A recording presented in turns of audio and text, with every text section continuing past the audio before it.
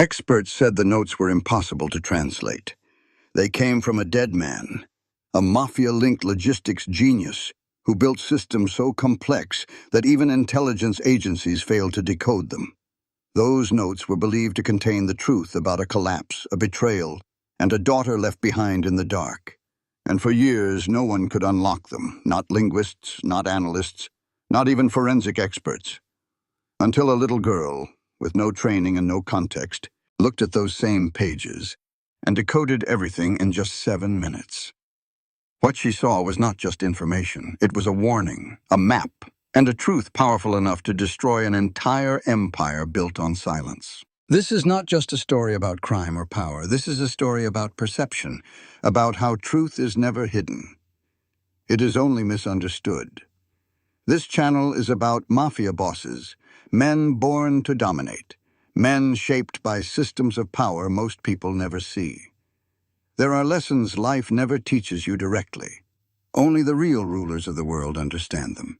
This channel does not glorify crime. It reveals mindset, discipline, and the hidden psychology behind real power. The lesson in this story is simple but dangerous. Truth is not protected by intelligence. It is protected by perspective. And sometimes the most powerful breakthroughs come from the most unexpected minds. If this story pulls you in, stay with us. Like, comment your thoughts, share with someone who understands depth, and subscribe for more stories where power is never what it seems. Monday mornings in Boston always carried a certain weight to them, as if the city itself had not fully decided whether it wanted to wake up or stay buried in the night before. The harbor air moved through the streets in slow, invisible layers, mixing salt, diesel, and cold concrete, and even the tallest glass buildings could not escape it. 14 floors above Atlantic Avenue, inside Varden Maritime Consulting, the air was filtered and controlled. But Cole Varden still noticed it. He noticed everything. That was not a skill he had learned in business school or inherited from any mentor. It was something built over years of sitting in rooms where people lied without realizing their voices were changing, where deals were made with smiles that never reached the eyes, where silence often meant more than words ever could. Cole sat alone at the long conference table, a stack of internship files arranged neatly in front of him. He did not rush. He never rushed. The world moved fast enough without his permission. He preferred to observe it first, understand its rhythm, and then decide where to place himself within it. His glasses rested low on the bridge of his nose, and a pen he never used lay beside a folder he had already opened twice without realizing it. The room was quiet except for the faint hum of air conditioning and the distant sound of traffic far below. People in the building often thought Cole Varden was distant, but the truth was simpler. He was attentive in a way that made others feel exposed. Across the room, Graham Sullivan stood near the wall, arms crossed, still as a man who had learned that unnecessary movement often created unnecessary questions. Graham had worked with Cole long enough to understand when something had shifted in his attention. This morning, something had. It was subtle, but Graham noticed anyway. Cole was slower with the files than usual, not distracted. Considering. Cole flipped the last folder open. Mara Reyes, 17 years old, Providence, Rhode Island, strong academic record, clean recommendations. A research paper on maritime logistics that had no right being written by someone her age. It was precise in a way that made Cole pause longer than expected. Not because it was brilliant, but because it was structured like experience rather than learning. Someone had taught her how to think in systems, not just answers. Cole leaned back slightly in his chair. "She last?" he asked without looking up. Graham nodded once. Cole closed the folder. "Send her in." A few seconds passed before the door opened. That pause always mattered to Cole. People revealed themselves in the seconds before they entered a room, when they still believed no one was watching them. Mara Reyes stepped inside. She did not look around the room the way most applicants did. No scanning for status, no nervous assessment of exits or power positions. She simply walked forward and sat down as if she had already decided this place would not surprise her. Cole studied her without speaking. She was not remarkable in any obvious way. No exaggerated confidence, no rehearsed charm. She carried herself with control, but not the kind that came from arrogance. It came from preparation. There was a difference, and Cole could always tell. He opened the folder again. Mara Reyes, he said. She nodded slightly. Yes. You understand what this position is. Logistics support. Data analysis. Shipping coordination. Cole watched her carefully. And why this company? She did not hesitate, because maritime logistics is where small mistakes become large consequences. That answer was not rehearsed. It was considered. Cole noticed that immediately. Graham shifted slightly at the wall, almost imperceptibly. Cole continued. Where did you study shipping logistics? I didn't, she said. A pause. Then she added, my father worked around ports when I was younger. I learned from him. Cole nodded once, as if that explained everything and nothing at the same time. He asked 3 technical questions after that. Timing discrepancies in cargo transfers, customs delay forecasting, route efficiency through congested ports, the kind of questions most interns would struggle to even understand. Mara answered all of them correctly. Not quickly, not dramatically. Just correctly, as if each answer had already existed in her mind before the question was asked. Cole's expression did not change, but something in the room tightened. Graham noticed it again. Not approval, not surprise, recognition. Cole closed the folder. You re-available Mondays and Thursdays? Yes. You start next week. That was the end of the interview. No handshake, no final encouragement, no corporate friendliness. Cole stood first, already shifting mentally to the next task, before Mara had even fully processed the outcome. That was how he operated. Decisions made cleanly, without emotional residue. Mara stood as well. For a brief moment, neither of them moved toward the door. Cole opened it first and stepped into the hallway. The building beyond the conference room stretched in quiet symmetry, glass walls reflecting pale morning light. At the far end of the corridor, a door was slightly ajar. A faint sound came from inside. Soft breathing, the mechanical rhythm of a medical device. Cole noticed it before anything else. Mara noticed it a second later. A teenage girl sat inside the room near the window, an IV line connected to her arm. She looked thin, tired in a way that had nothing to do with sleep. A book rested on her lap, though she was not reading it. Her eyes were half focused on something far beyond the glass. Evelyn Varden, Cole's daughter. The air changed instantly. Cole stepped forward and quietly pulled the door shut, blocking the view. It was not a gesture of anger, it was instinct, protection, control, but Mara had already seen enough. Their eyes had met for just 1 second, long enough to register everything she did not yet understand. Cole turned back toward her. See you Monday, he said. Mara nodded. Thank you, Mr. Varden. She walked away toward the elevator without looking back. Graham remained still until the doors closed behind her. Then he looked at Cole. Cole didn't ask the question that hung in the air. He already knew it was there. Graham finally spoke anyway. That name, he said quietly. Reyes. Cole glanced at him. Common name, but Graham did not respond, because both of them knew that wasn't the problem, not even close. Outside the building, Boston moved like it always did. Cars passed, people walked.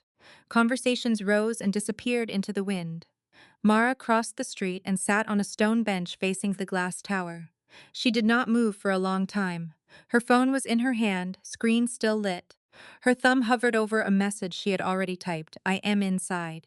She stared at it, then slowly deleted it. Across the street, high above her, the office windows reflected the sky in fragment pieces. One window in particular stayed in her focus longer than the rest. 14th floor. Cole Varden's office. And for the first time since she had begun this path, something unfamiliar pressed against her certainty.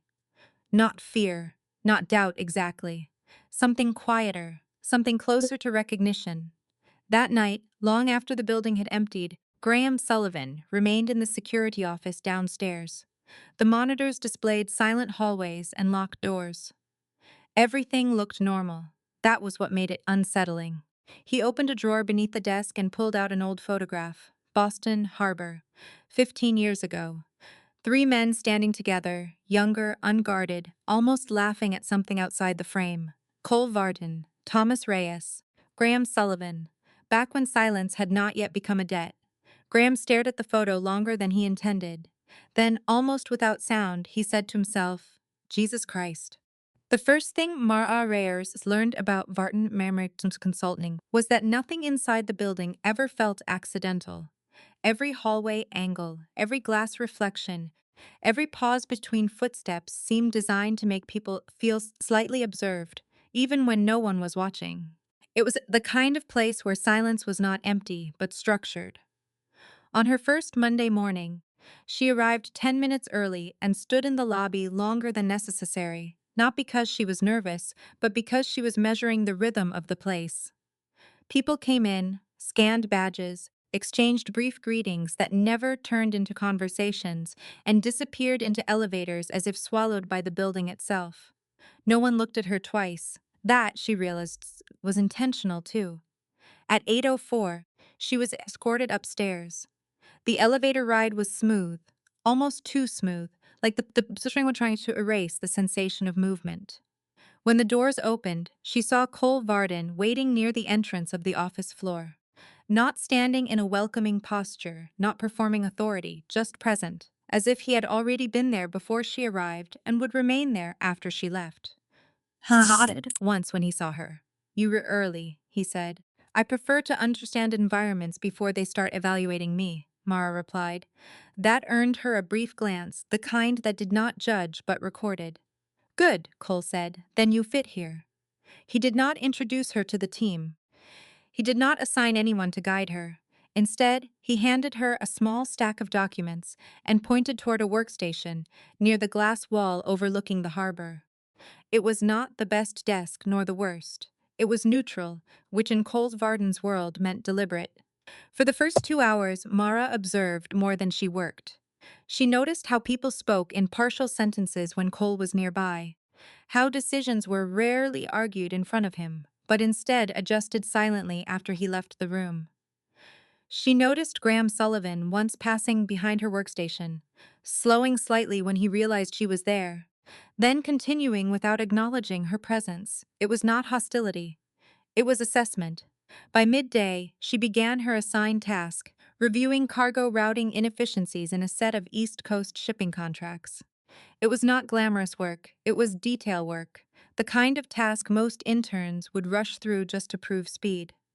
Mara did the opposite. She slowed down. She traced patterns line by line, comparing timestamps, port delays, and customs notes that most people would skim over. She found her rhythm quickly, not because the work was easy, but because it reminded her of something she had not thought about in years.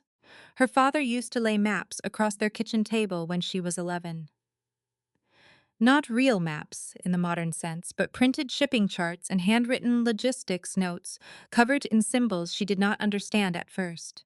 He would give her a pencil and ask her to find the fastest route between 2 points, but he would always change one rule halfway through the exercise. Weather delay, port closure, mechanical failure. She had hated it then. It never made sense. Now, sitting in a glass tower overlooking the same kind of systems her father once studied, she realized he had not been teaching her logistics. He had been teaching her how to think under pressure. At 1:17 p.m., she found the first anomaly, a minor routing inconsistency.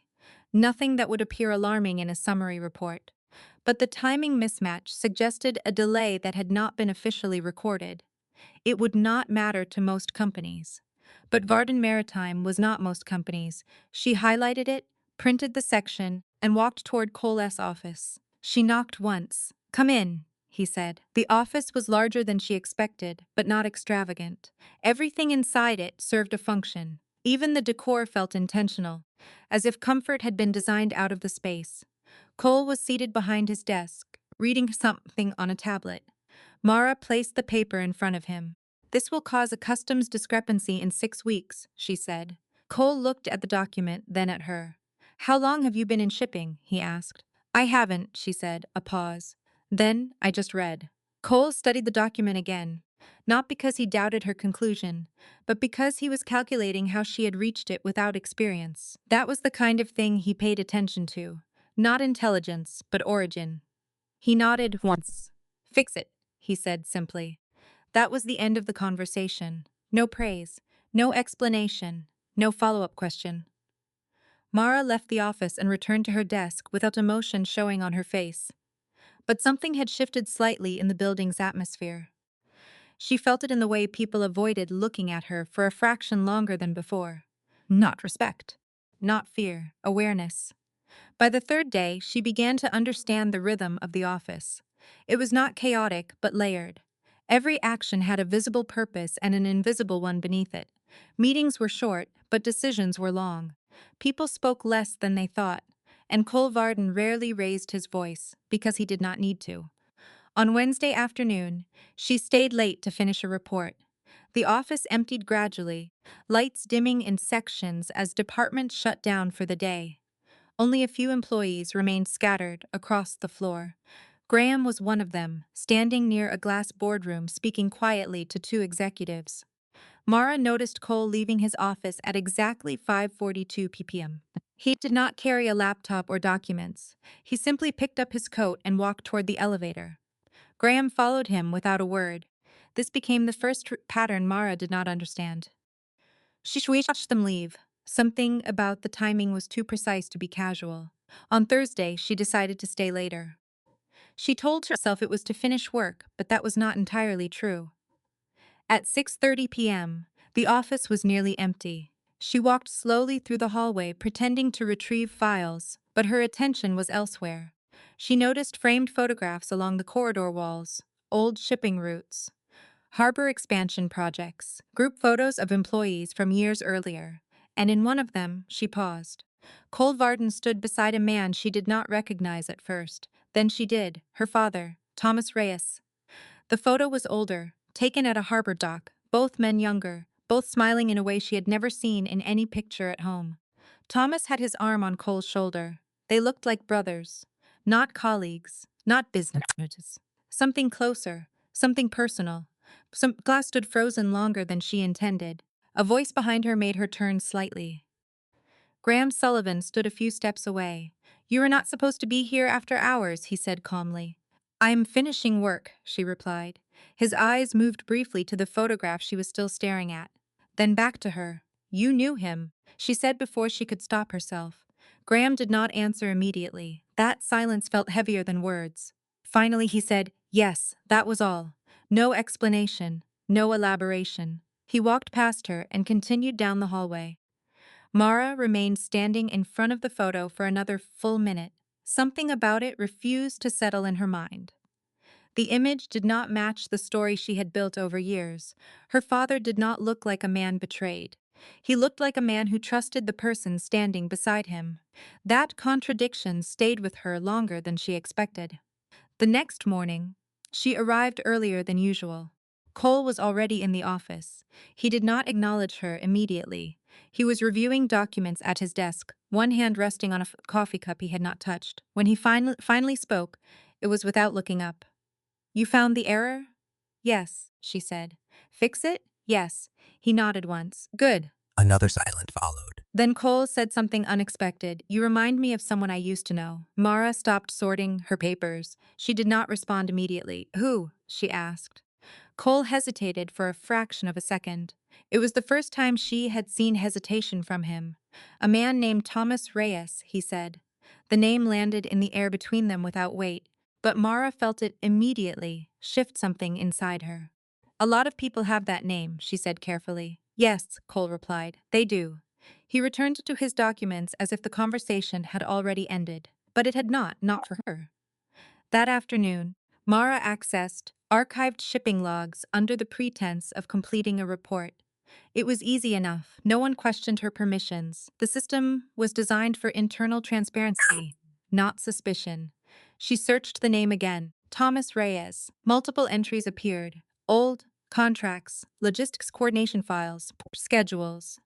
Then something unexpected. Handwritten scans embedded in older reports. Notes filled with shorthand symbols she recognized instantly, even though she had not seen them in years. Her fingers closed. The writing was her father S. She leaned closer to the screen. These were not random notes. They were structured, intentional. A coded system built around maritime movement patterns. And suddenly, Something clicked in her memory. She had seen this before, not in documents, at home. On paper spread across the kitchen table while her father asked her to find north in maps that were deliberately wrong. A realization formed slowly, uncomfortable in its clarity. Her father had not been simply working logistics. He had been building a system no one else understood, and now someone was trying to decode it, not for curiosity, for necessity. Mara closed the file slowly. That evening, she left the office later than usual again. As she stepped into the elevator, she saw Graham standing near the security monitors downstairs. He looked up briefly when the elevator passed the glass wall. Their eyes met for half a second. Then the doors closed, and for the first time since she entered the building, Mara Reyes felt something she had not expected, not clarity, not confusion, but the beginning of doubt about everything she thought she knew. And somewhere in the quiet structure of that glass tower overlooking Boston Harbor, the past she had come to uncover was already beginning to reshape the present in ways none of them were ready to understand. By the time Mara Reyes completed her first full week at Varden Maritime Consulting, she had already learned something most people took months or years to understand. The building did not change, but people did. Not in obvious ways, not in dramatic transformations that could be pointed out in conversation, but in subtle adjustments that accumulated like pressure behind glass. Voices softened in certain hallways. Footsteps slowed near certain offices. Conversations ended earlier when Cole Varden was nearby, even when he was not speaking or looking in their direction. It was not fear in the traditional sense. It was awareness. The awareness that someone in the building noticed things other people missed, and that nothing unnoticed stayed unrecorded for long. Mara noticed that awareness growing around her, not because she demanded it, but because she was becoming part of it. Her work remained precise, controlled, and deliberately unremarkable in presentation. She did not try to impress anyone, and that in itself began to make her noticeable. Most interns attempted to accelerate their visibility. Mara did the opposite. She observed first, acted second, and spoke only when necessary. It created a strange effect inside the office ecosystem. People began to talk around her instead of to her. Not exclusion, but recalibration. On Tuesday morning, she arrived early again and found Cole already in his office. He was not at his desk immediately. He was standing near the glass wall, looking down at the harbor in silence. The city beyond moved without acknowledging the building, as cities always did. When he finally turned, he did not greet her. "You read consistent," he said instead. Mara placed her bag down at her workstation. Consistency reduces error. Cole studied her for a moment. "It depends on the system," he said. She did not respond to that. Instead, she opened her laptop and began reviewing cargo reports from the previous quarter. The task itself was repetitive, but repetition was where patterns revealed themselves. She had learned that early in life, though she did not fully understand when or how. 2 hours into her work, she found something small: a discrepancy in fuel allocation across a set of overlapping shipping routes. Not large enough to raise alarms, not significant enough to trigger audits, but consistent enough to suggest coordination rather than mistake. A pattern hidden inside acceptable deviation. She highlighted it, printed it, then stood up. When she entered Cole's office, he was seated at his desk reading a report. He did not look up immediately, which meant he was not interrupted by her presence. That was important. She was beginning to understand his thresholds. She placed the paper on the desk. "This is off," she said. Cole looked at it, then looked at her. "Explain," he said. She pointed lightly at the section. "Fuel variance here is not random. It repeats across 3 routes that should not intersect operationally. That means either reporting error or intentional redistribution." Cole scanned the page slowly. "How long did this take you?" he asked. 40 minutes. A pause. Then he nodded once. "Good," he said. That was all. No praise, no correction, no further instruction. But as she turned to leave, she noticed something unusual. Cole did not immediately return the document to the general stack. He kept it on the corner of his desk, separate from everything else. That detail stayed with her longer than the conversation itself. Later that afternoon, Mara stayed late to finish her assigned analysis. Most employees had already left.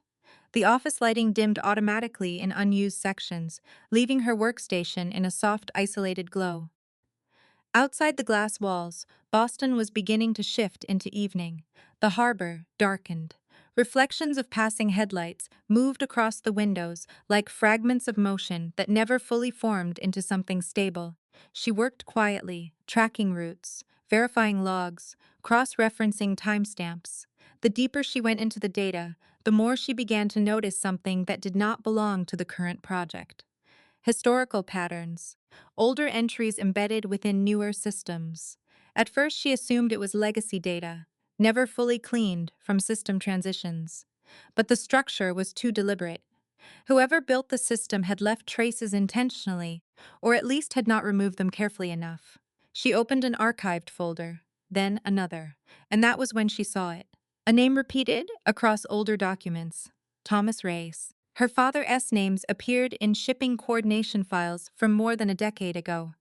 Not as a minor reference, not as a peripheral contributor. He was listed as a central coordinator in multiple route optimization reports.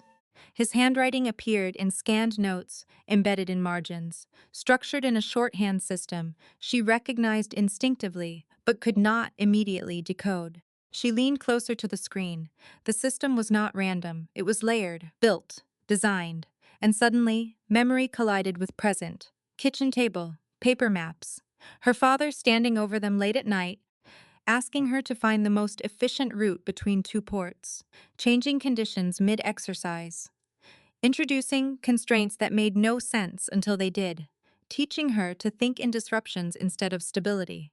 She had thought it was a game. It was not. It was training.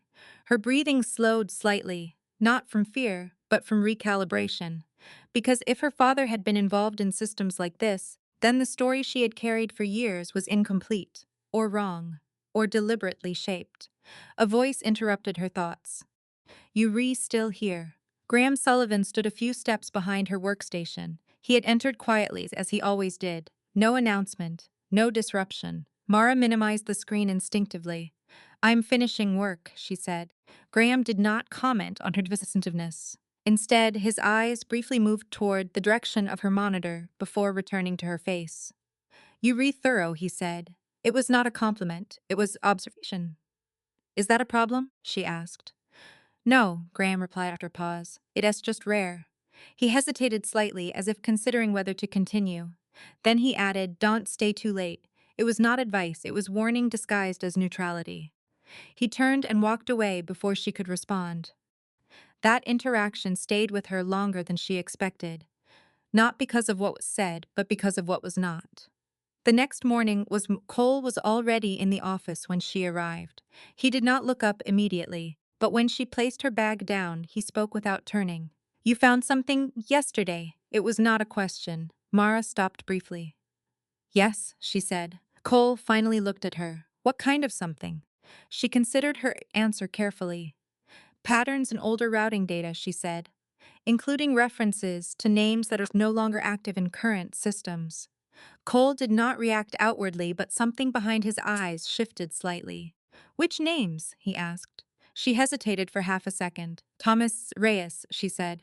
The air in the room did not change visibly, but something inside it tightened. Cole did not respond immediately. When he finally spoke, his voice was controlled.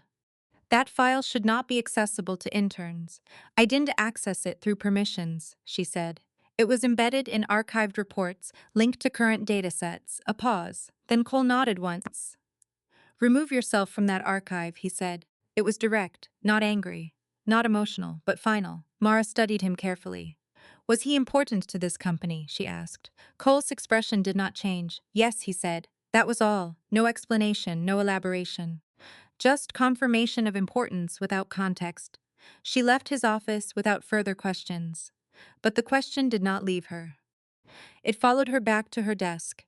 It followed her through the rest of the day. It followed her into every document she read afterward. Because importance without explanation was not closure. It was containment. That afternoon, Cole left the office at exactly 5:42 p.m., as he always did on Thursdays. Graham followed him without speaking. Mara watched from her desk as they left together. She had begun to notice that pattern every Thursday, same time, same movement, same silence. She did not know where they went. But she was beginning to understand that not everything in this building existed inside its walls, and not everything inside it was meant to be understood immediately. That evening, she stayed again, not because she needed to, because she could not yet leave without answers forming in her faster than she could organize them. At 7:18 p.m., she walked through the corridor toward the archive section again. She told herself it was for verification, but that was not entirely honest. She stopped in front of a framed photograph mounted along the hallway. This time she looked longer. Cole stood beside her father, both younger, both smiling. The kind of smile that only exists when people believe they are building something permanent. Behind them, shipping containers stacked like structured silence. Mara stood still. Then, Graham's voice came from behind her again. "You should be looking at that." She turned slightly. "You knew him," she said again. "Yes," Graham replied. This time, there was no hesitation. She studied him. "Was he a good man?" Graham's answer came slower than before. "Yes," he said. "He was." Then he added something softer. "But that S not always enough." Mara did not respond, because she understood suddenly that this was not just about her father anymore. It was about everything built after him, and everything that might have been built over him. That night, long after the building emptied again, Graham sat alone in the security office. The monitors showed nothing unusual, but he was not watching the screens. He was watching the past. In his mind, the photograph was still there. 3 men before silence, before consequences, before names became questions no one wanted to answer out loud. And for the first time in years, Graham allowed himself to think something he had avoided thinking for a very long time. That the cracks had not started recently. They had always been there. They were only becoming visible now. By the 4th week, Mara Reyes had stopped thinking of Varden Maritime Consulting as just a workplace. It had become something more complicated than that, something closer to a living system that responded to pressure in ways that were not immediately visible. Every corridor, every meeting, every scheduled silence felt like part of a larger mechanism that she was only beginning to understand. People did not simply work there, they adapted to it. And adaptation, she realized, was not always voluntary. She had also begun to notice something else. Every Thursday at exactly 4 p.m., Cole Varden left the building. Not early, not late. Exactly 4. He never announced it, he never adjusted it. He simply stood up, closed whatever he was working on, and left as if the timing itself was part of an agreement no one else was allowed to see. Graham Sullivan always followed him. No explanation, no deviation, no visible hesitation. It was not a meeting, it was not a business appointment. And it was certainly not on any public schedule. Mara noticed patterns like that, the way other people noticed weather changes. Quietly, continuously, without permission. At first, she told herself it was irrelevant. Senior executives had had private obligations. Security heads handled personal matters. It was normal for people at that level to have routines that did not require explanation. But normal did not feel like the right word anymore. Not in this building. Not around Cole Varden. On the 4th Thursday, Mara stayed late on purpose. She told herself it was work. There was always work. There was always another data set, another inconsistency, another detail that could be improved. But the truth was simpler. She wanted to see where the pattern led. At 3:58 p.m., she closed her laptop but did not leave her desk. She pretended to organize files. She pretended to be absorbed. But her attention was elsewhere. The entire floor felt quieter than usual, as if the building itself was anticipating movement. At exactly 4 p.m., Cole stepped out of his office. He was carrying nothing. No briefcase, no laptop, just his coat. Graham appeared within seconds, as if he had been waiting for that exact moment behind a wall or inside a thought. They did not speak. They walked toward the elevator together. Mara watched them pass her workstation without looking in her direction. That was important. They were not trying to hide the ritual. They were simply not acknowledging that it could be questioned.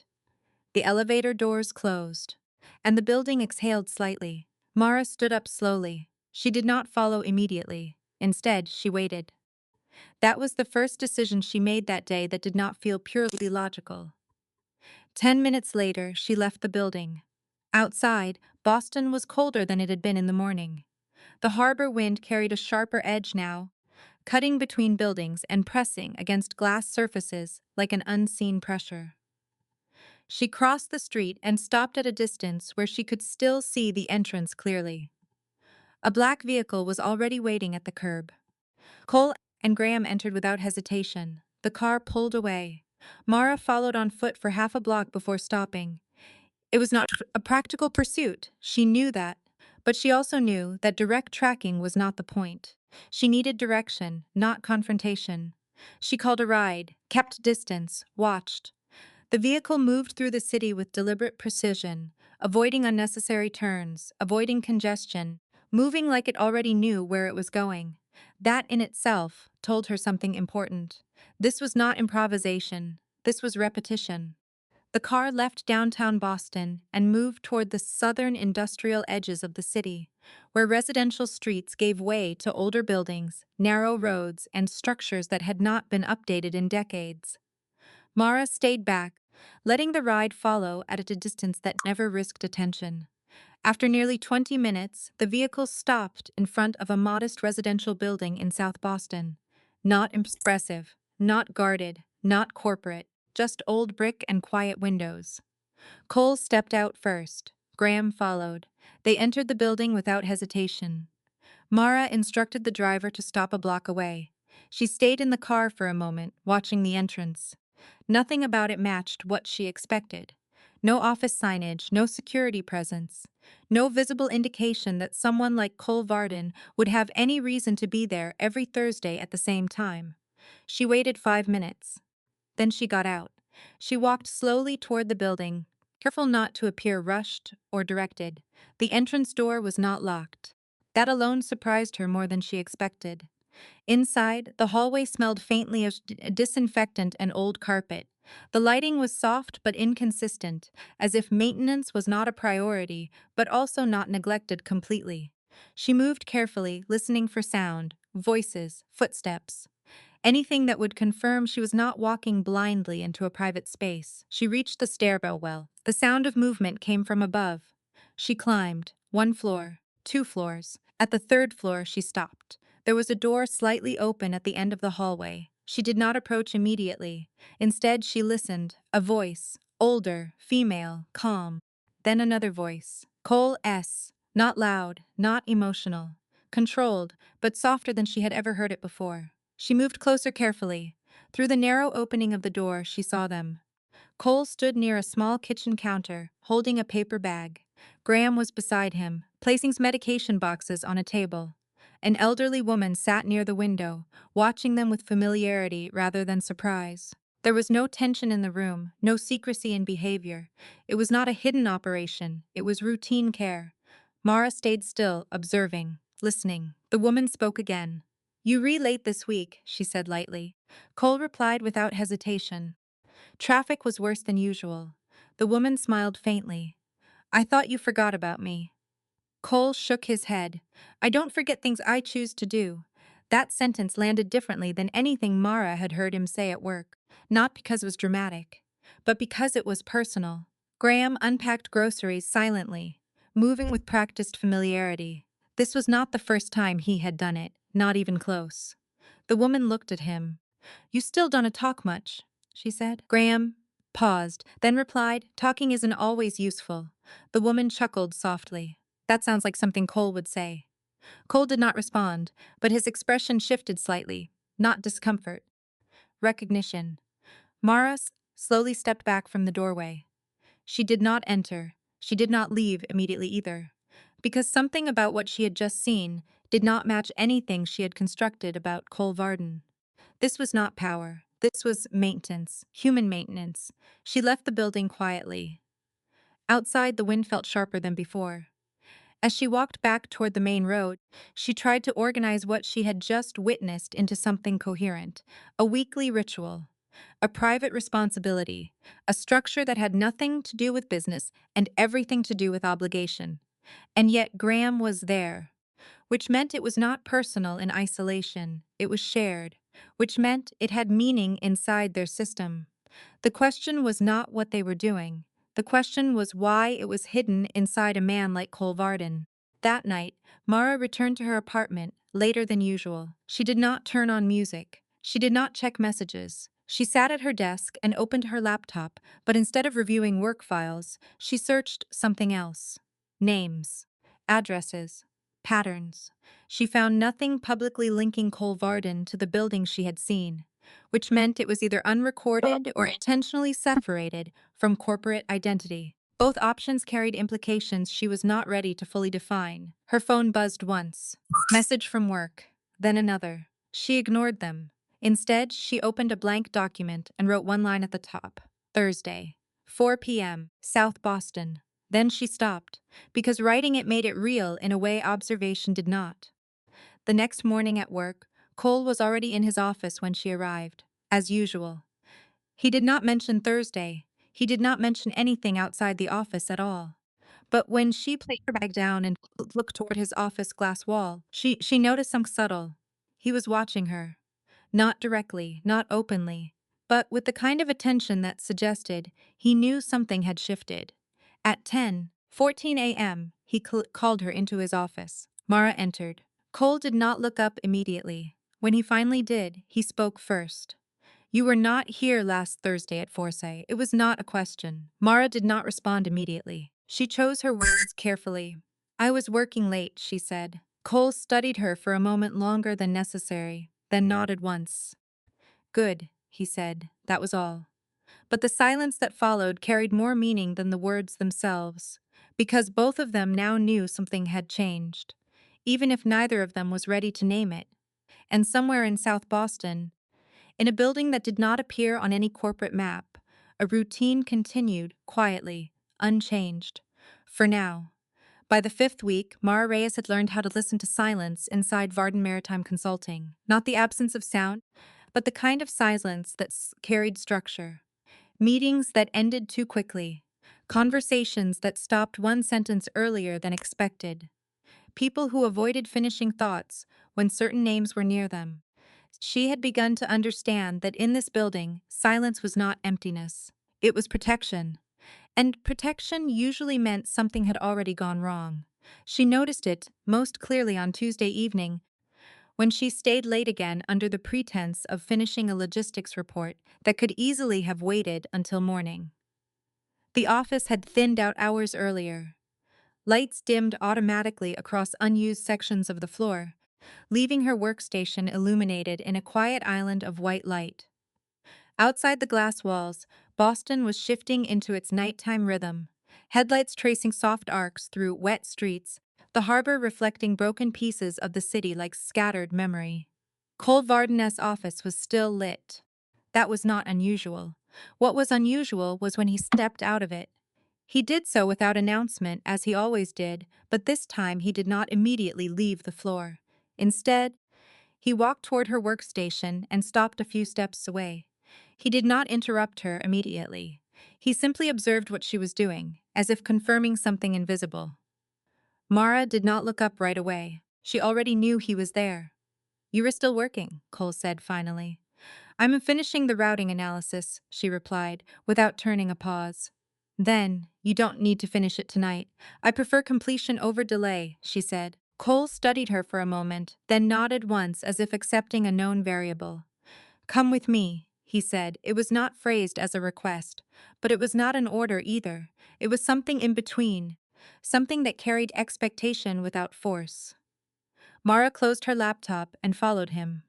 They did not speak as they walked through the corridor. The building felt different at night, less controlled, more honest. Without the presence of constant activity, its structure became more visible. The glass walls reflected them as they moved, two figures in parallel motion, never touching, never aligning. Cole led her into a smaller conference room than usual. No windows facing the harbor, no presentation screens, just a table, two chairs, and a faint hum from the ventilation system. On the table were two coffee cups, already poured. Mara looked at them briefly. Cole noticed. I wasn't sure how long you'd be working, he said. That was the closest thing to casual she had ever heard from him. They sat for a while, neither spoke. It was not uncomfortable silence. It was measured silence. The kind that allowed both sides to decide whether words were necessary at all. Cole finally broke it. "You've been thorough in your work," he said. Mara nodded slightly. "That's the expectation." "It's not for most interns," he replied. A pause, then he added, "Most people don't look long enough to see patterns." Mara studied him carefully. "Is that a compliment?" she asked. Cole did not answer immediately. Then, "It's as an observation." That distinction mattered in his world. She understood that now. He leaned back slightly in his chair. "You found something in the old routing data," he said. It was not a question. Mara did not react outwardly, but internally she registered the shift. This was not a casual conversation. This was continuation of something already in motion. "Yes," she said. Cole nodded once. "You should not have had access to those archives." "I accessed them through cross-reference system logs," she said. "Not directly." A faint silence followed. Then Cole asked, "What did you see?" Mara hesitated for the first time in weeks. Not because she did not know the answer, because she was beginning to understand that answers had weight here. "Your name," she said carefully. "And my father S." At the mention of her father, something shifted in Cole S' expression, but not dramatically. It was not surprise. It was recognition of timing. "Thomas Reyes," he said quietly. "Yes," Mara replied. Cole looked down at the table for a moment, as if organizing memory into something usable. "He was a good operator," he said. Mara watched him carefully. "Was he?" she asked. Cole nodded once.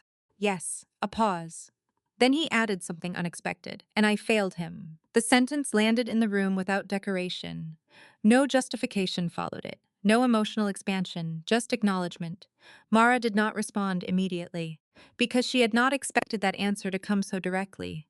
Most people avoided responsibility in fragments. Cole did not. But the nature of his admission raised more questions than it resolved. "Failed how?" she asked. Cole did not answer immediately. Instead, he leaned forward slightly. "I want you to understand something," he said, "about systems like this." Mara stayed silent. Cole continued. "People think logistics is about movement, but it's not. About control of information around movement. What is hidden, what is delayed long enough to become irrelevant?" He paused briefly. "Your father understood that better than most people I've ever worked with." Mara listened carefully. Cole continued. "There was a time when he was central to something that was supposed to exist outside controlled oversight, a routing structure that could predict enforcement patterns before they happened." Mara frowned slightly. "Predict enforcement?" she repeated. Cole nodded. "Yes." Silence settled again, this time heavier. Mara spoke slowly. "And what happened to him?" Cole did not answer immediately. When he did, his voice was quieter. "He got too visible." That phrase stayed in the air longer than anything else. Too visible. Mara processed it carefully. "That's not an explanation," she said. "I know," Cole replied. Another pause. Then he added, "But it's the closest thing to truth I can give you without lying in the other direction." Mara studied him for a long moment. For the first time since she entered the building, she felt something unstable in her understanding of him. Not innocence, not guilt in a simple form. Something more complicated, containment. Before she could ask another question, the door opened. Graham Sullivan stepped inside. He paused when he saw both of them seated. Cole did not turn. Graham placed a folder on the table. "This came in," he said. Cole opened it immediately. Mara watched his expression carefully as he read. It did not change much. But something tightened slightly around his focus. "What is it?" she asked. Graham looked at her briefly. "Old audit retrieval," he said. "External request triggered through legal channels." Mara glanced at Cole. He was still reading. "What does it involve?" she asked again. Graham hesitated, then said, "Reyes Freight Records." That name again. Mara felt the room shift slightly. Cole closed the folder. "This shouldn't be active again," he said quietly. Graham nodded. "It was expected," he replied. Silence returned, but now it was different. Less controlled. More alert. Cole stood up. "Dismiss it, for now," he said to Graham. Graham hesitated. "It may not stay dismissed," he replied. Cole looked at him. "I know," he said. Graham left the room. The door closed softly. Mara remained seated. "What is Reyes Freight?" she asked. Cole did not answer immediately. Instead, he looked at her for a long moment. Then he said, "It was your father's operation." Mara did not move. "Operation," she repeated. Cole nodded. Yes. Another pause. Then Mara asked the question she had been avoiding since the beginning. Was it legal? Cole's answer came slower this time. "That depends on who was writing the rules." That was not an answer. But it was not avoidance either. It was something closer to refusal to simplify. Mara leaned back slightly. "So, why does it matter now?" she asked. Cole looked at her directly for the first time in the conversation. "Because someone else is trying to reconstruct it," he said. That shifted the air again. Mara frowned. "Reconstructed into what?"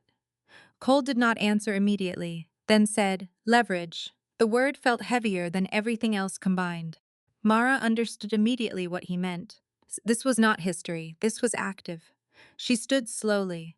"Why am I being shown this?" she asked. Cole's expression remained steady. "Because you are already inside it," he said. That was the first time the conversation felt like a boundary had been crossed. Mara left the room without another word. But as she walked back through the corridor, she realized something she had not expected. Her original intention had not changed. But the shape of what she was investigating had. It was no longer about her father alone. It was about everything built around him. That night, Mara returned home later than usual. She did not turn on the lights immediately. Instead, she sat in the dark for several minutes, replaying everything she had heard. Failed him. Too visible. Reyes Freight. Leverage. These were not isolated phrases, they were connected. She opened her laptop again, but this time she did not search company data. She searched names, patterns, old shipping disputes, archived regulatory filings, and slowly, something began to form. Not clarity, but structure beneath confusion. Outside her window, Providence was quiet, but inside her mind something far more unstable was beginning to take shape. And in Boston, miles away, Cole Varden stood alone in his office long after everyone had left, staring at the harbor without seeing it. Because for the first time in years, the past was no longer staying buried where he left it. Patricia Varden did not ask for permission when she wanted something. She never had. That was not arrogance in her mind. It was structure. The world, in her understanding, functioned best when decisions were made cleanly, without hesitation or emotional distortion. By the time Mara Reyes received the invitation, it had already been arranged in full detail, down to the table, the time, and the assumption that she would attend. The message arrived through the company system, labeled as a formal courtesy dinner with executive leadership. No mention of pressure, no mention of expectation. But Mara understood systems like that now. When something is framed as optional inside a controlled environment, it is rarely optional at all. Cole Varden did not mention it directly. That was the first signal. He only looked at her briefly that morning when she arrived, as if measuring something he could not fully define yet. Then he returned to his work without a comment. That silence carried more meaning than any instruction. Graham Sullivan noticed it too. But Graham did not interfere. By 6:40 p.m., Mara stood outside a restaurant in Back Bay, watching the entrance reflect the soft glow of streetlights and passing cars. It was an upscale place, but not loud about it. The kind of restaurant that understood influence did not need display. She adjusted her coat once, then stepped inside. The host greeted her by name immediately. That detail registered. She was expected. A private room at the back of the restaurant was already prepared. No visible menu, no additional guests. Just one table, set for two. Patricia Varden was already there, seated with perfect posture, hands resting lightly on the table, as if she had been waiting only a few seconds rather than an unknown duration. She looked older than Cole, but not diminished by age. Her presence was composed in a way that did not invite interpretation. Everything about her felt deliberate. "Miss Reyes," Patricia said warmly. "Mara," she replied politely. Patricia smiled slightly. "Of course, please sit." Mara sat. For the first few minutes, the conversation was harmless, almost casual. Patricia asked about her studies, her adjustment to the internship, her impressions of the maritime logistics industry. Each question was delivered gently, with timing that made it feel like curiosity rather than assessment. But Mara recognized assessment when she heard it. Patricia did not ask questions to learn. She asked questions to measure consistency. How are you finding working with Cole? Patricia asked eventually, folding her hands. Mara paused briefly. He is efficient, she said. Patricia smiled faintly. That is a polite word, she replied. Mara did not respond to that. Instead, she watched Patricia carefully. There was something in the way she moved her attention across details that felt similar to Cole, but older, more refined, and less restrained. Patricia continued. He has always been focused, even as a child. He never wasted time on things that could not be controlled. A waiter placed wine on the table. Neither woman touched it yet. Patricia studied Mara for a moment longer than necessary. You remind me of someone, she said. Mara did not react immediately. Who? She asked. Patricia smiled gently. Someone I knew years ago in this industry, very capable, very focused. A pause. Then she added, Your surname is Reyes, isn't it? Mara's expression remained neutral. Yes. Patricia nodded, as if confirming something she already knew.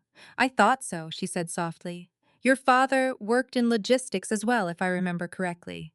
Mara's posture did not change. Yes, she said. Patricia leaned back slightly. Thomas Reyes, she said thoughtfully. Cole mentioned him once or twice years ago. A colleague, I believe. Mara studied her carefully now. Patricia continued without hesitation. I'm sure it is just coincidence. Reyes is a common name. She smiled again, warm.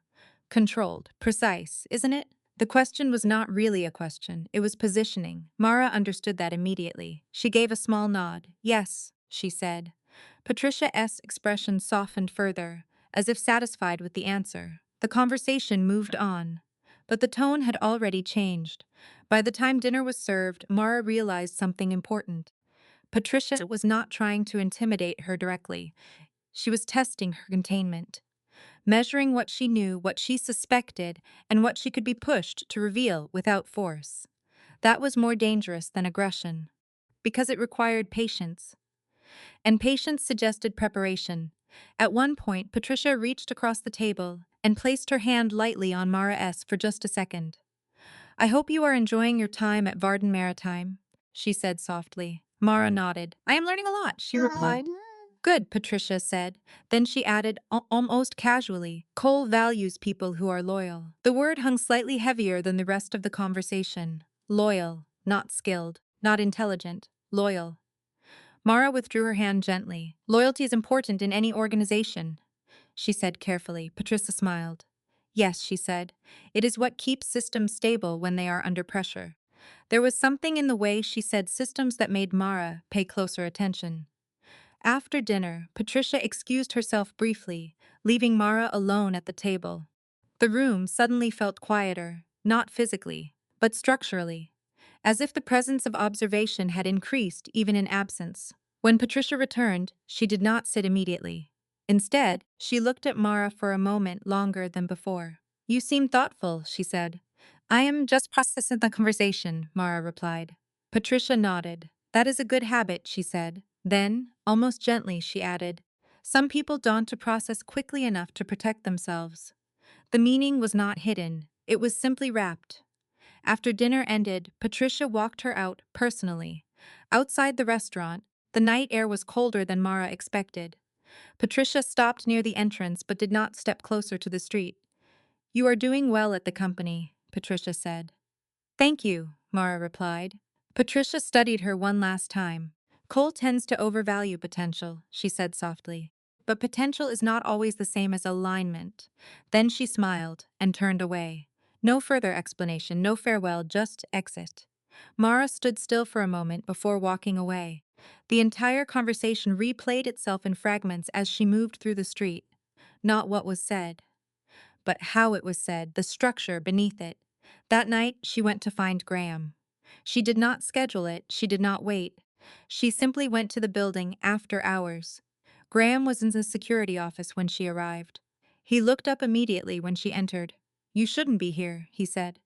I had dinner with Patricia Varden, Mara replied. That made him stop. For the first time since she had known him, Graham's expression changed slightly. Not surprise. Concern. What did she say? He asked. Mara hesitated, then answered carefully. She knows my father's name, she said. Graham exhaled slowly. That S not surprising, he replied. Mara studied him. It felt intentional, she said. Graham nodded once. It usually is, he said. A silence followed. Then Mara asked the question she had been carrying since the dinner began. What happened with my father? Graham did not answer immediately. Instead, he leaned back in his chair. That's not a simple answer, he said. I don't need simple, Mara replied. Graham looked at her for a long moment, then said quietly, You might think you do, until you hear it. Mara did not move. I already know enough to know something is missing, Shay, she said. Graham nodded slowly. Yes, he said. That S usually how it starts. Another pause. Then he added something quieter. Be careful with Patricia, he said. Mara frowned slightly. Why? Graham hesitated. Then said, Because she does lie directly. That statement lingered. Not because it was complex, but because it was precise. When Mara left the building that night, she did not feel threatened in the way she expected. Instead, she felt something more structured, forming underneath everything she had learned so far. Not clarity, not truth, but containment, as if the story she had entered was not unfolding. It was being managed, and she was no longer sure who was managing it, or why. The message arrived on a Friday afternoon, but it felt like something older than time itself. Not because it was dramatic, not because it was loud, but because of the silence it created in everything that came after it. Mara Reyes had been reviewing shipment audit logs when the notification appeared on her screen, flagged internally, escalated beyond her access level, and still somehow visible in its first layer before being pulled back. That alone told her it was intentional. She opened it. It was an internal corporate email addressed to the executive board of Varden Maritimes and Consulting. The subject line was neutral, almost bureaucratic, but the content beneath it was anything but. It contained her name, and her father's name, Thomas Race. Attached were fragments of archived documents, selectively extracted, partially redacted, and carefully arranged in a way that did not tell a full story but suggested one. There were references to old freight routing systems, audit inconsistencies from nearly a decade earlier, and a flagged compliance review that had never been fully resolved. At the bottom of the message was a single line. The intern assigned to logistic analysis has unauthorized access history tied to legacy systems involving Reyes freight operations. No accusation, just implication. That was enough. Mara stared at the screen for a long moment without moving. Not because she was shocked, but because she understood what had just happened. This was not exposure. This was positioning. Someone had chosen to bring her into visibility. Not for truth, for control. She closed the email slowly, then sat back in her chair. The office around her continued normally. Phones rang. People moved through hallways. Meetings proceeded as scheduled. But something in the structure had shifted. Not visibly, not publicly, but internally, within the invisible agreements that held systems like this together. At exactly 3:12 p.m., Graham Sullivan appeared at her desk. He did not sit. He simply looked at her. Come with me, he said. Mara did not ask why. She already knew. She followed him through the corridor and into the elevator. Neither of them spoke. The building felt different now. Not louder, not quieter. Just tighter, like pressure had increased without changing volume. When the elevator doors opened, Cole Varden was already waiting. He was not standing in his office. He was in the hallway. That detail mattered. It meant this was not being contained. It was being confronted. Cole looked at her for a moment, then turned slightly toward a closed conference room. Inside, he said, no explanation, no greeting, just direction. They entered together.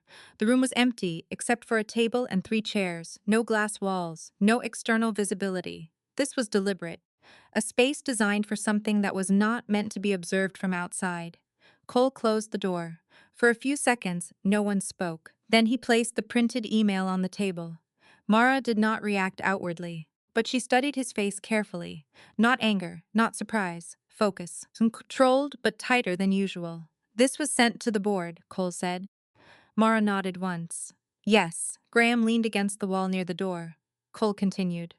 You were not supposed to be part of this, Mara responded quietly. I didn't send it. I know, Cole said immediately. That answer mattered. It removed one layer of accusation, but not the situation itself. A silence followed. Then Cole spoke again. This is about your father. Mara looked at him directly. I figured that much. Cole nodded slightly. Then unexpectedly, he sat down, not because he was tired, but because the conversation required a different posture. Graham remained standing. Cole spoke again, slower now. There are things about Reyes Freight that were never fully documented in official systems. Mara watched him carefully. And? She asked. Cole paused, then said, and there are people who would prefer those things remain buried. Mara narrowed her eyes slightly. Is that why this email exists? She asked. Cole did not answer immediately, then said, It's one reason. Mara leaned forward slightly. What is the other? Cole looked at her for a long moment, then said quietly, because someone wants to see what you do when you reforce to choose between truth and survival. That shifted the air in the room. Not dramatically, but structurally. Mara understood immediately what he meant. This was not about exposure. It was about reaction. She asked the next question carefully. Who sent it? Cole shook his head slightly. We don't know yet. Graham finally spoke from the wall. It came through multiple proxy layers, he said. Clean routing. No direct attribution. Marga looked between them. So it could be anyone, she said. Cole corrected her immediately. No, he said. It could be someone who understands the system well enough to stay invisible inside it. That narrowed the field significantly. Silence returned again, but this time it was heavier. Mara finally spoke. What happens now? Cole looked at her. That depends, he said. On what? She asked. Cole did not hesitate. On whether you continue working here. That answer was not a dismissal. It was a test. Mara understood that immediately. She held his gaze. I'm not the one who created this situation, she said. I know, Cole replied. Another pause. Then he added, but you are now inside it. That distinction mattered. Mara leaned back slowly. So I'm a variable, she said. Cole nodded once. Yes. Graham shifted slightly near the wall, but said nothing. Mara exhaled slowly, then asked the question she had been avoiding since the email appeared. What happened to my father? The room went quiet again. Cole did not respond immediately. When he did, his voice was lower. That is not a simple answer. Mara's expression tightened slightly. I'm past Simsel, she said. Cole studied her for a moment, then nodded once. Your father was part of a system redesign, he said. Mara frowned slightly. A redesign of what? Cole answered carefully. Freight routing intelligence tied to enforcement prediction models. Mara processed that. Then, since then, that sounds like surveillance. Cole did not deny it. It was optimization, he said. That word created a sharp contrast in the room. Optimization. Not surveillance. Not control. Optimization. Mara's voice stayed steady. And what went wrong? Cole paused, then said quietly, someone decided it should belong to a different owner. Silence followed. Then Graham spoke, almost reluctantly. Your father was caught in the transition. Mara looked at him sharply. Caught how? Graham hesitated, then said politically. That word meant nothing and everything at the same time. Mara turned back to Cole. You're not telling me everything, she said. Cole did not deny it. I'm doing what I can without creating more damage, he said. Mara stood up slowly. Damage to who? She asked. Cole looked at her directly. To everyone still alive in this, he said. That answer stopped her for a moment. Not because it was evasive, but because it was precise in a way that suggested consequence rather than avoidance. Mara looked down at the table, then back at him. Why was I brought here? She asked. Cole did not hesitate. I didn't bring you here, he said. Mara narrowed her eyes slightly. You approved my hiring. Cole nodded. Yes. Silence again. Then he added something unexpected. I recognized your name. That shifted the conversation again. Mara studied him carefully. You knew who I was when I walked in, she said. Cole nodded once, yes. Graham looked away slightly. Mara's voice lowered. And you still let me stay? Cole answered quietly, yes. That was the most honest thing he had said so far. The room felt smaller now, not physically, structurally. Mara stepped back slightly. I need time, she said. Cole nodded immediately. You have it. She looked at him one more time, then left the room. Graham did not follow. Cole remained seated for a long time after she was gone. Outside the building, Boston was unchanged. But inside Mara Reyes, something had already broken alignment. Not her purpose, not her direction, but her certainty about where the truth actually lived. And that, more than anything else, was what made systems like this dangerous. Because once certainty fractured, everything else became negotiable. The morning after the email, Cole Varden did not go to his office on time. That alone was enough for Graham Sullivan to notice. Cole was never late, not in any conventional sense. His schedule was not flexible. It was designed. Every movement, every arrival, every departure had structure behind it, even if no one else was allowed to see the logic of it. But that morning, the glass office on the 14th floor remained empty long after sunrise had fully taken the city. Graham stood in the security control room, watching the internal camera feed of an office that was too still. No movement, no presence, just controlled emptiness. At 8:17 m, Cole finally arrived. No explanation, no greeting. He walked straight past reception, past the open workspace, and into the elevator without acknowledging anyone. Graham followed. They did not speak until they reached the upper floor. When the elevator doors opened, Cole was already turning toward the exit. "I am going out," he said. Graham hesitated only briefly. "Alone?" he asked. Cole nodded once. Yes, that was not a suggestion. It was final. Graham did not follow. And that in itself was unusual. Cole left the building without a driver, without security, without any visible trace of the infrastructure that normally surrounded him. He walked through Boston, like a man deliberately removing himself from the system he had built. By 9:42 a.m., he arrived at a residential property in Beacon Hill. Not a corporate building.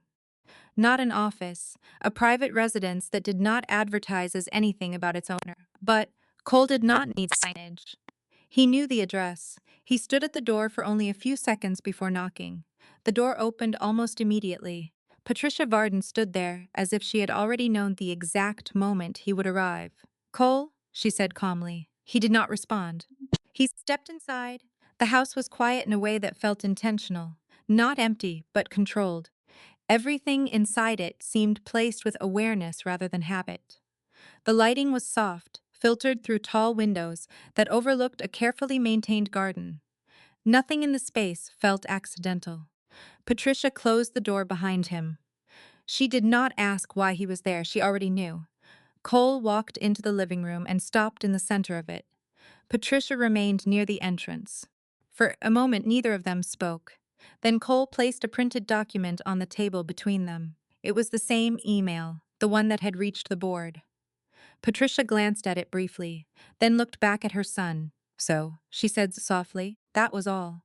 Cole studied her face carefully. "Did you send it?" he asked. Patricia did not react immediately. Then she smiled faintly. "No," she said. A pause. Cole did not move. Patricia continued. "But I know who did." That changed the air in the room. Cole's expression tightened slightly. "Who?" he asked. Patricia walked slowly toward the window before answering. "That depends on what you believe this situation is," she said. Cole followed her movement with his eyes. "I believe it's an attempt to destabilize the company," he said. Patricia nodded slowly. "Yes," she said. "That is one interpretation." She turned slightly toward him. "But not the only one." Cole did not respond immediately. Patricia continued. "There are people who remember things from 10 years ago. Cole, people who were affected by decisions you never fully understood." Cole's voice lowered. "I understood enough." Patricia looked at him directly now. "No," she said calmly. "You understood what I allowed you to understand." That sentence landed differently than anything else in the conversation so far. Cole did not respond immediately. Patricia walked back toward the center of the room. "The Reyes matter," she said softly, "was never as simple as you believe it was." Cole's jaw tightened slightly. "I know what happened," he said.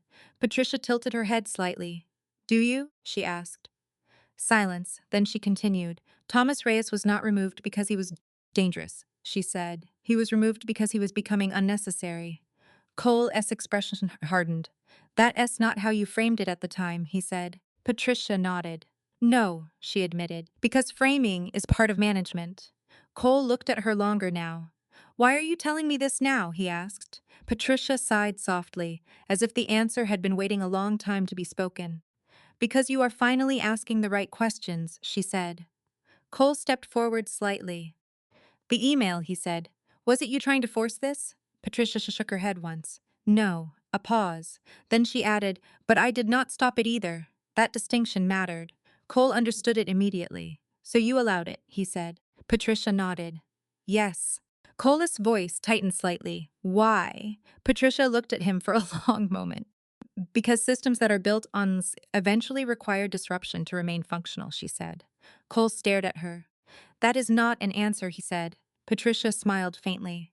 "It is the only honest one I can give you." Silence filled the room again. Then Cole asked the question that had been forming since the email appeared. "Who is behind it?" Patricia walked slowly toward a chair and sat down. "There are two possibilities," she said. Cole waited. Patricia continued. "One is external. Someone who has been studying Varden Maritime for years and finally found a pressure point." "And the other?" Cole asked. Patricia looked at him directly. "The other is internal," she said. "Someone who understands exactly how you operate because they were shaped by it."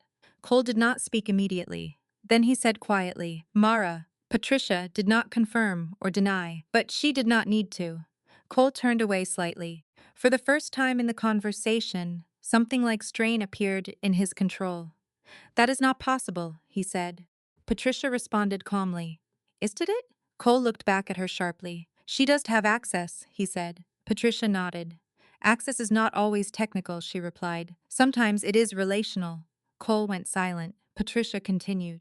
"You allowed her close enough to observe patterns. That alone is access." Cole shook his head slightly. "She doesn't think like that." Patricia smiled faintly. "You think you know how she thinks?" she asked. That question hung in the room longer than any accusation. Cole did not answer. Patricia stood again. "Cole," she said softly, "you have always believed control comes from structure. But control also comes from understanding what people are willing to do when they stop trusting structure." Cole's voice lowered. "What did you do to Reyes?" he asked again. Patricia did not hesitate this time. "I removed a variable," she said. Cole stepped forward slightly. "He was a person," he said. Patricia nodded. "Yes," she replied. "And people are variables in systems." That was the moment something in Cole shifted. Not loudly, not dramatically, but irreversibly. He looked at her for a long time, then said quietly, "You built this company on that belief." Patricia did not deny it. "Yes," she said. Cole nodded once, then reached into his coat and placed a folded document on the table. Patricia looked at it, then looked back at him. "What is this?" she asked. Cole answered simply, "Restructuring transfer." Patricia's expression changed slightly for the first time. Not shock. Recognition. Cole continued. "I've already begun moving assets into a separate foundation structure," he said. Public-facing non-controlling. Independent governance." Patricia looked at him carefully. "You re-dismantling it," she said. Cole nodded once. "Yes." Patricia studied him for a long moment, then said quietly, "And you think that changes what happened?" Cole's voice remained steady. "No," he said. "It changes what continues." Silence. Patricia looked at the document again, then back at him. "This is your sentence then," she said softly. Cole did not respond. Patricia nodded slightly. "I see." For a moment she looked almost tired, then she spoke again. "You are more like me than you think," she said. Cole's expression did not change. "I hope not," he replied. Patricia smiled faintly. "That is what makes it interesting."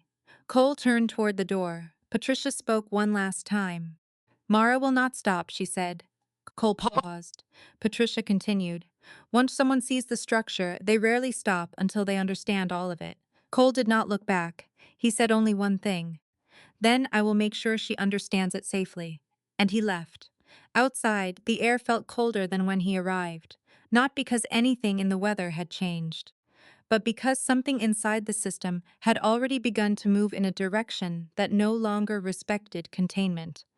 And for the first time in a long time, Patricia Varden sat alone in her perfectly controlled house and did not immediately know what would happen next. Mara Reyes did not go to work the next morning. For the first time since stepping into Varden Maritime Consulting, she allowed herself to disappear from the system for an entire day without explanation. No messages, no updates, no presence. It was not fear that kept her away. It was clarity, or something close enough to it that it demanded distance before it fractured again. She had spent the night reading everything she had access to, then everything she technically should not have had access to. And finally, everything she had reconstructed from pattern alone. By morning, the structure of what she was looking at no longer resembled a single event. It had become layered, like sediment built over time, each decision resting on another that had never been fully acknowledged. And at the center of it, always, was her father, Thomas Reyes, not as a victim, not as a myth, but as a node in a system that had shifted around him until he became something unstable inside it. Mara sat at her small kitchen table in Providence with a notebook open in front of her. She had written everything she knew in columns: dates, names, events, gaps, and gaps that were larger than the facts. That was what disturbed her most. Not what was present, but what was missing in ways that felt intentional. Her phone buzzed once, then again. She ignored it. At 9:14 a.m., a message arrived from Graham Sullivan. "We need to talk." No explanation, no urgency markers, just the sentence. She did not respond immediately. Instead, she closed the notebook and looked out the window. Outside, Providence was ordinary in a way that felt almost offensive after everything she had been exposed to. People walking dogs, cars waiting at lights, a delivery truck reversing slowly into a narrow street. Life continuing without awareness of the structures beneath it. At 11:03 a.m., she finally replied. "Where?" Graham responded within a minute. "Boston office, private floor." She stared at the message for a long moment, then closed her phone. When she arrived in Boston later that day, she did not go through the main entrance. She used the side access Graham had once shown her during a security walkthrough. That detail mattered now, not because of secrecy, but because of familiarity. She was no longer just inside the system. She understood its edges. Graham was waiting when she stepped into the private floor. He did not greet her formally. He simply nodded. "You should be here alone," he said. I'm not alone," she replied. That answer made him pause slightly. They walked into a small conference room without glass walls this time. The space felt more enclosed than before, as if it had been chosen specifically for containment rather than observation. Cole Varden was already inside. He was standing by the window, looking out at the harbor. He did not turn when she entered. Graham closed the door behind her and remained near it. For a moment, no one spoke. Then Cole said quietly, "You left the system," Mara replied. "I paused it." Cole turned slowly to face her. "That is not how systems work," he said. Mara held his gaze. "It is when someone inside them decides they are no longer the variable you control," she said. A silence followed. Graham shifted slightly near the door but did not interrupt. Cole studied her carefully now. Not as an employee, not as an intern, as something else entirely. "You've been reconstructing Reyes Freight," he said. Mara did not deny it. "Yes." Cole nodded once. "I expected that." That answer mattered more than she wanted it to. Mara stepped forward slightly. "Then you also know I am close," she said. Cole did not respond immediately. Then he said, "Close to what?" Mara's voice stayed steady. "To understanding what actually happened to my father." Cole looked at her for a long moment, then said quietly, "Understanding is not the same as truth." Mara's expression tightened slightly. "I don't need philosophy," she said. "I need facts." Cole nodded once. "Facts exist," he said, "but they are distributed unevenly across people who survived the same event differently." Mara stared at him. "That's not an answer," she said again. Cole walked slowly toward the table and placed something on it. A small object, metal, old. Mara looked at it immediately. A compass. Not polished, not restored. Worn, almost broken in appearance, but intact. She did not touch it yet. Cole spoke. "This belonged to your father," he said. Mrs. E's Mara's breathing shifted slightly. Cole continued. "He returned it before his arrest. Through legal transfer. No message attached." Mara looked at the compass longer now. "I've seen this before," she said quietly. Cole nodded. "I know." She finally picked it up. It felt heavier than expected, not physically, emotionally. She turned it slightly in her hand. The needle moved, then settled. Cole watched her. "My mother kept it for years," he said. "She said it was symbolic, direction without context." Mara looked up at him. "Why give it to me now?" she asked. Cole did not hesitate.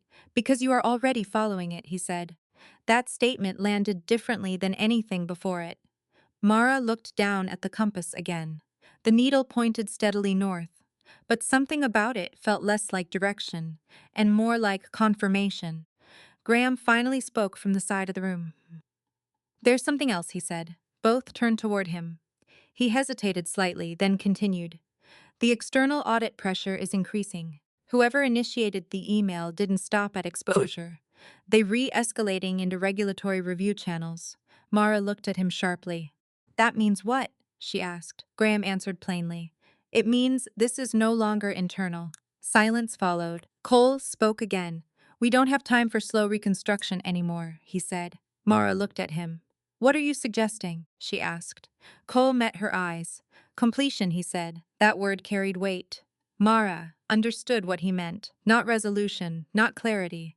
Completion meant the system would either stabilize or collapse fully under its own contradictions. Mara placed the compass back on the table. "It was never about closure," she said quietly. Cole nodded once. "No," he agreed. "It was tea." Mara looked at him carefully. "Then what was it about?" she asked. Cole hesitated for the first time. Not long, but enough. Then he said it was about who controls the narrative when truth becomes too large for one version. Mara exhaled slowly. "You were still trying to control it," she said. Cole did not deny it. "I am trying to prevent it from being controlled by people who don't care. Who gets hurt in the process," he replied. That distinction mattered. But it did not resolve anything. Mara picked up the compass again. "You're not the only one with a narrative anymore," she said. Cole nodded slightly. "I know." Another silence settled. Then Mara asked the question that had been forming for days. "If I stop now, what happens?" Cole answered honestly. "Someone else continues it without you." "And if I don't tea?" she asked. Cole's voice lowered slightly. "Then you decide what truth survives the exposure." That was the moment the room changed again. Not physically, but structurally. Mara looked down at the compass one last time, then closed her hand around it. "I need one thing clear," she said. Cole nodded. "What?" he asked. Mara looked at him directly. "Was my father trying to destroy something?" she said slowly. "Or was he trying to fix it?" Cole did not answer immediately. When he did, his voice was quieter than before. "Both," he said. That answer stayed in the air longer than anything else. Mara nodded once, then said, "Then I already know what I am going to do." Cole watched her carefully. Graham did not move. Mara turned toward the door. But before leaving, she paused. Without looking back, she said, "North isn't a direction, it's a decision." Then she left. The door closed behind her softly. Cole remained standing in the same place for a long time after she was gone. The compass stayed on the table, still pointing north, but now it no longer felt like it belonged to anyone in the room, only to whatever came next. 3 months do not change the past, but they can change the shape of what survives it. In Boston, Vard Advertiser Consulting no longer looked the same from the outside. The name on the building remained, but something about the energy around it had softened, as if pressure had been released from an enclosed system and replaced with something more unstable, but also more honest. The internal structure had shifted in ways that were not publicly explained. Departments were reorganized. Certain contracts quietly dissolved. Others were transferred into new oversight structures that did not carry the same name or the same history. People inside the company noticed the difference immediately, even if they could not fully describe it. Cole Varden no longer occupied the 14th floor office. That space remained empty most days, lights off, blinds drawn, as if it had been retired rather than abandoned. Instead, Cole worked from a smaller office on a lower level, closer to the operational teams, closer to the actual movement of systems, rather than the appearance of control over them. He did not announce the change. He simply stopped occupying the old space, and eventually the building adapted around his absence there. Graham Sullivan stayed, but his role shifted subtly. Less enforcement, more monitoring, less concealment, more documentation. He moved through the building differently now, as if he was no longer protecting a secret structure, but recording the collapse of an old one into something still forming. And Mara Reyes was gone. Not suddenly, not dramatically. Her departure had been quiet, almost procedural. One morning she did not arrive, and by afternoon her desk had been cleared of active assignments. There was no formal announcement, no explanation distributed internally. only a badge left on her desk and a system access log that showed her permissions had been voluntarily revoked. But Mara had not disappeared from the system entirely. She had simply stepped outside of it. In Providence, she returned to something resembling normal life, though normal no longer fit comfortably around her. She enrolled in classes. She helped her mother more around the house. She answered calls that were not about logistics systems or corporate audits. On the surface, her life looked quieter, but inside, she was not the same person who had walked into Varden Maritime months earlier. There were things she could not unsee, and things she could no longer simplify. On a Saturday morning, she received a package with no return address. Inside was a single object, a compass, the same one she had held before, but restored now, cleaned, repaired, the needle steady, aligned almost unnaturally precise. Attached was a small handwritten note. No signature, only 4 words. You already know why. Mara sat with it for a long time without moving. Outside her window, Providence continued its normal rhythm. People moved through streets. Cars passed intersections. Life continued without acknowledging that anything beneath its surface had changed at all. But Mara understood something now that she had not understood before. Systems did not end, they restructured. That afternoon, she traveled back to Boston, not to Varden Maritime, but to the harbor. The same harbor she had first seen from the glass walls of the building where everything had started. She stood near the water for a long time, watching ships move in and out of port with mechanical predictability, each one carrying cargo that would never reveal its full origin or full destination to any single observer.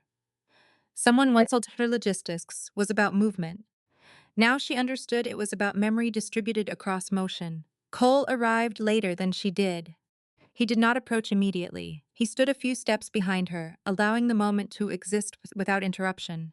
You came back, he said finally. Mara did not turn. I did leave completely, she replied. Cole nodded slowly. That's true, he said. Silence followed. The wind moved across the water, carrying sound in irregular patterns. Mara finally spoke. What happens now? She asked. Cole did not answer immediately. When he did, his voice was quieter than it used to be. Now it continues, he said. Mara turned slightly toward him. In what form? She asked. Cole looked out at the harbor. That depends on what people choose to remember, he said. Mara nodded slowly. Then she said, Memory isn't stable. Cole agreed. No, he said, but it is directional. She looked at him now. Like the compass, she said.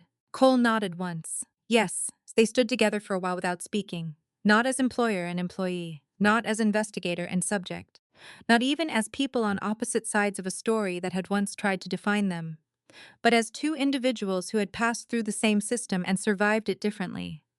Eventually, Mara spoke again. Do you regret it? She asked. Cole did not pretend to misunderstand. No, he said after a moment. Then he added, but I understand it differently now. Mara nodded. That's not the same thing, she said. Cole agreed. It's not, he said. A long silence followed. Then Mara asked the question that had remained beneath everything since the beginning. Was my father right? Cole looked at her directly for the first time in several minutes, then answered carefully. He was trying to make something visible that others depended on staying hidden, he said. Mara held his gaze. That not an answer, she said softly. Cole nodded slightly. No, he admitted. It's what survives after answers stop being clean. Mara looked back at the water. The compass in her pocket felt heavier than it should have, not physically, but in meaning. After a long time, she said, I think he knew what would happen. Cole did not respond immediately, then said quietly, I think he accepted it. That was the closest thing to closure either of them would ever allow themselves. As the sun began to lower over the harbor, Mara finally spoke one last time. I'm not angry anymore, she said. Cole nodded. I didn't expect you to be, he replied. She glanced at him. That does mean I forgive everything, she added. Cole met her eyes. I know. He said another silence. Then Mara turned fully toward him. But I understand it now, she said. Cole nodded once. That's enough, he said. It was not absolution, it was not resolution, but it was stability in a system that had once been defined entirely by instability. Mara took a step back, then another. Before leaving, she said quietly, "North is still just a decision." Cole watched her carefully, then replied, "Then choose it well." Mara turned and walked away. Cole remained by the harbor for a long time after she left. The wind moved across the water. Ships continued arriving and departing, and somewhere far behind the city, systems that once felt absolute continued to adjust themselves around the absence of certainty. Not ending, not resolving, just continuing, and for the first time, that was enough. This book is a work of imagination. Names, characters, places, and incidents either are products of the author's creativity or are used fictitiously. Any resemblance to real persons or actual events is unintentional and should not be construed as factual representation. This story is not really about a mafia boss, or even about power in the traditional sense. At its core, it is about how truth survives inside systems built to contain it, and what happens to human beings when they are forced to live between loyalty, guilt, and survival. Cole Varden is not a man defined by violence. He is defined by silence, by decisions made indirectly, and by the weight of consequences he never fully escapes. His empire is not built on aggression, but on structure, control, and the belief that if you manage the system carefully enough, morality becomes something flexible. But the story challenges that belief, because no system, no matter how precise, can fully contain human responsibility. Mara Reyes represents the opposite force. She does not enter the world with power, influence, or authority. What she has is perspective, and that is what makes her dangerous to the structure around her. She does not accept inherited narratives. She tests them. She breaks them apart. And in doing so, she reveals that truth is rarely hidden by complexity, but by assumption. People do not fail to see the truth because it is invisible. They fail because they are trained to look in the wrong direction. The moral tension of the story lies in this conflict. Cole understands systems, but Mara understands consequence. Cole knows how to manage outcomes, but Mara forces him to confront origins. And in that confrontation, something important happens. Power stops being absolute. It becomes accountable. Patricia Varden represents another layer of truth that is often uncomfortable to accept in real life. She shows that control is not always violent or chaotic. Sometimes it is calm, calculated, and justified in the name of stability. Her decisions remind us that the most dangerous form of power is not the one that destroys openly, but the one that convinces itself it is necessary. Graham Sullivan stands in the middle of these forces. He is loyalty without certainty, duty without full understanding. And through him, the story shows that silence is never neutral. Choosing not to speak is also a decision, and every decision carries weight. The compass in the story becomes the final symbol of this idea. It does not represent direction given by others, but direction chosen under pressure. It reminds us that truth is not something we simply discover. It is something we decide to follow, even when it disrupts everything we believed was stable. Ultimately, this story is not about who wins or loses. It is about what remains when systems collapse under their own contradictions. It asks a difficult question. When truth finally appears, do we protect comfort or do we accept responsibility? Because real strength is not control. Real strength is the ability to face truth without turning away from it.